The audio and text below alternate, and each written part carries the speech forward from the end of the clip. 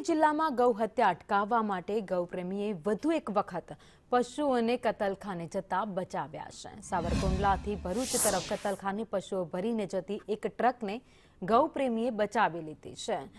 તો લાઠી road bypass પર શંકાસ્પદ ટ્રકને રોકીને તપાસ કરતા અંદરનો નજારો ચોંકાવનારો હતો।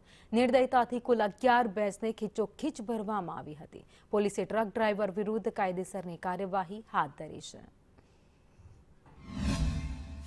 સાંજના સમયે કે ભાઈ આવી રીતના ગાડી નીકળે છે તો અમે બધા ગૌ પ્રેમીઓ લાઠી ચોકડી બાયપાસ ઉપર એની વોચ રાખેલ હતી।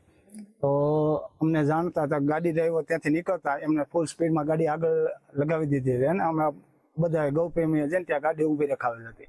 ત્યારબાદ અમે ડ્રાઈવરને પૂછતા કે ભાઈ આ ગાડીમાં શું છે એમ, તો ડ્રાઈવરે કીધું ખાલી છે। પણ ત્યારબાદ અમને તપાસ કરતા એવું જાણવા મળ્યું અંદરથી કે ભાઈ એમને કે ભેંસો ભરેલી હતી, મૂંગા પશુઓ હતા અને 11 ભેંસો જેવું હતું।